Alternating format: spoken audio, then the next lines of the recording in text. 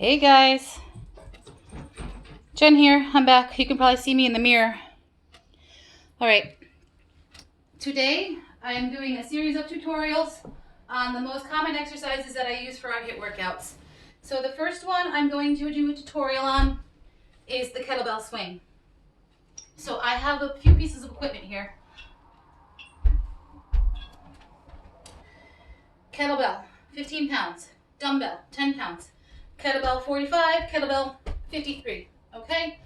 Typically when I'm doing my HIIT workouts, which by the way are high intensity interval training that you guys are doing with me during this quarantine time to stay healthy, keep our calories burning so we don't gain too much weight while we're sitting around, and also to manage stress, right? As we get some cardiovascular going, we get our heart rate up, we get that blood flowing, and even if it's just for the period of time during the exercise, we can forget about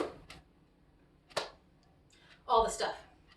So I'm going to teach you proper form, and I'm going to show you that regardless of the weight, including body weight only, the form does not change. So I'm going to turn to the side.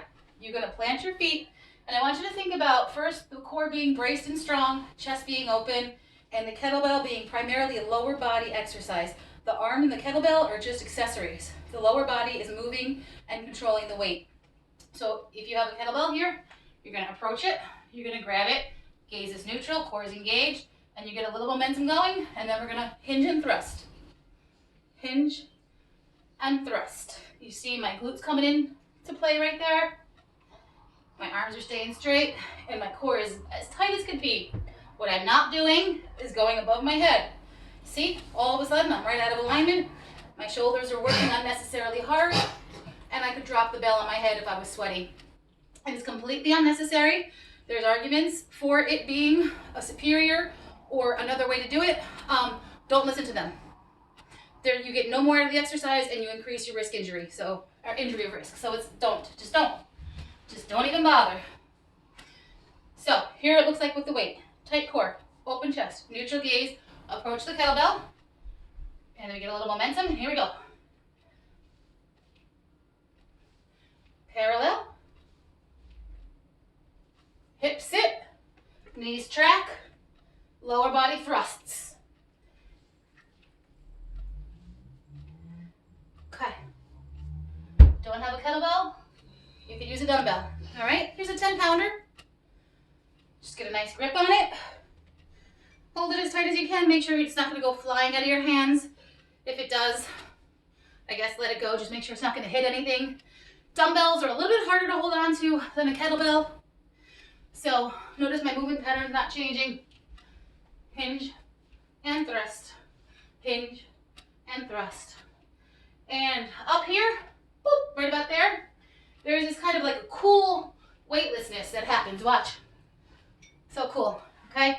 So once you get a real good feel for them, it's just a split second, and it's really kind of something cool. Kettlebell. Dumbbell.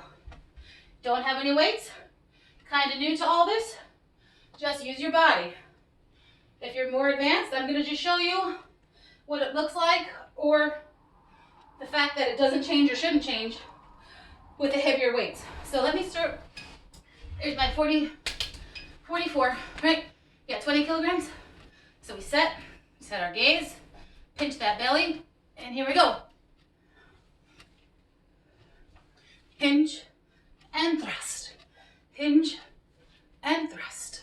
Hinge and thrust. One more. And you put it down with control. Same. Here's my big bopper. This guy's a 24. So what's that, 53 pounds. Now, hopefully nothing changes. Hopefully I'm as good as I think I am, at least with this exercise. So pinned, open, strong, grip.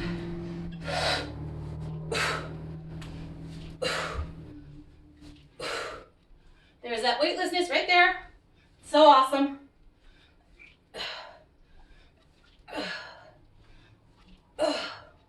Down with control. Kettlebell swing. Wonderful exercise.